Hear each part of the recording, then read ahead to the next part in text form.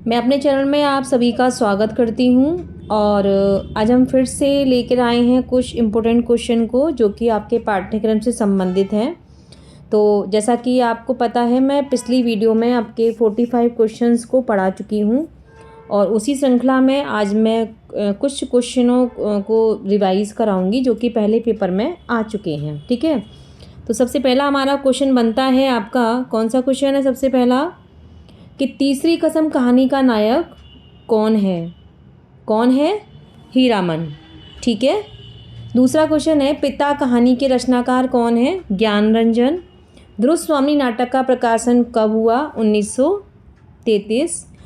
मैंने केवल इनके आंसर ही लिखे हैं, क्वेश्चन मैं पूरे चारों ऑप्शन को नहीं लिखा है, जिससे कि आपको ये मुख्य रूप से आपको ये याद रहे।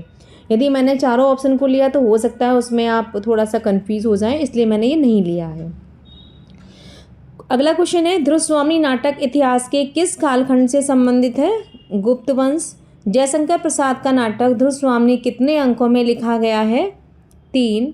ध्रुव स्वामी नाटक का पात्र नहीं है देवसेना, यानी कि ध्रुव स्वामी नाटक में कौन कौन पात्र हैं? सकराज है ना, और आपकी रामगुप्त है, चंद्रगुप्त है, कोमा है, मिहिरदेव है ना। तो देवसेना नाम का जो पात्र है वो उसमें नहीं है। पुरुषों ने स्त्रियों को अपनी पशु संपत्ति समझकर उन पर अत्याचार करने का अभ्यास बना लिया है, वह मेरे साथ नहीं चल सकता। यह किस रचना से उद्धृत है? ध्रुव स्वामी नाटक। लेकिन ये कहता कौन है? ये जो लाइन किसने बोली है? ये लाइन आपकी किसने बोली है? ध्रुव स्वामी ने स्वयं अपने पति के लिए बोली है। ठीक है। अगला क्वेश्चन है, सौभाग्य दुर्भाग्य मनुष्य की दुर्बलता के नाम है, यह कथन किस नाटक का है? ध्रुव स्वामी नाटक। स्त्री का सम्मान नष्ट करके तुम जो अपराध करोगे उसका फल अच्छा ना होगा, यह किसका कथन है? कोमा ने इस लाइन को बोला है। अब अगली लाइन में देखिए कि और मेरा प्यार मेरा इस सब कुछ भुला दोगी, यानी कि वो आपस में जब ये वार्तालाप चलती है इस नाटक में, तो कहता है कि मेरा प्यार मेरा सब कुछ भुला दोगी, यह कथन किसका है? सकराज ने इस लाइन को बोला है। ये यहाँ पर ये गलत हो गया है। लक्ष्मी का स्वागत एकांकी का लेखक कौन है? उपेंद्रनाथ अश्क। किस रचना में पन्नाध्याय की अभूतपूर्व त्याग और बलिदान की ऐतिहासिक गौरव गाथा का चित्रण है? दीपदान। रामचंद्र शुक्ल के निबंध संग्रह का क्या नाम है? चिंतामणि। और आगे बढ़ते हैं, भारत वर्षणवती कैसे हो सकती है? मैं भारतेंदु ने भारतीयों की तुलना किससे की है? किससे की है? आपके रेलगाड़ी से। ठीक है। इसके बाद है, भारतवर्षिणी कैसे हो सकती है? निबंध भारतेंदु ने किस शहर में भाषण देने के लिए लिखा था? बलिया एक जगह का नाम है, वहाँ पर निबंध को वहाँ पर प्रस्तुत करने के लिए लिखा गया था। कौन सा निबंध बलिया भाषण के रूप में लिखा गया? तो जैसा कि आपने पहले ही पढ़ लिया है कि भारत वर्षणवती कैसे हो सकती है। मित्रता निबंध में लेखक ने जीवन की औषधि किसको बताया है? विश्वास पात्र जो हमारा मित्र होता है वो हमारा जीवन की औषधि कहलाता है।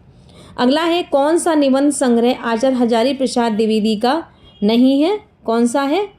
चिंतामणि। यह आपका नहीं है। ठीक है, क्योंकि आचार्य हजारी प्रसाद के और भी निबंध हैं वो हैं, और लेकिन चिंतामणि किसका है? आपके रामचंद्र शुक्ल का। तुम चंदन हम पानी निबंध के अनुसार चंदन घिसते घिसते क्या घिस जाता है? तो हमारे नख जो यानी कि नाखून जो होते हैं वो हमारे घिस जाते हैं। 1 सेकेंड,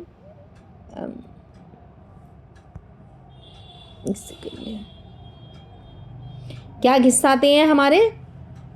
आपके क्या आएगा इसका आंसर? नाखून आएगा। ठीक है, यानी कि नख। कुसंग का ज्वर सबसे भयानक होता है, यह सूक्ति किस निबंध से है? मित्रता। पथ के साथी किसकी रचना है? महादेवी वर्मा। आचार्य हजारी प्रसाद द्विवेदी द्वारा रचित निबंध कौन सा है? अशोक के फूल, कुटज और साहित्य सहचर। अशोक के फूल निबंध के लेखक कौन है? आचार्य हजारी प्रसाद द्विवेदी।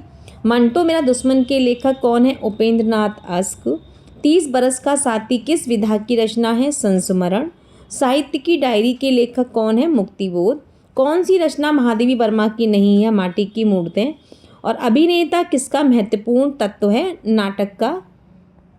और अगला क्वेश्चन है आपका कि महादेवी वर्मा की रेखा चित्र गिल्लू में गिल्लू किसका नाम है? गिलहरी का। ठीक है, तो ये तो मैंने कुछ जो पुराने पेपर में आए हैं वो क्वेश्चंस कराए हैं, लेकिन मैं आपके लिए कुछ नए क्वेश्चंस भी लेके आऊँगी कि जिससे कि आपके लगातार प्रैक्टिस होती रहे।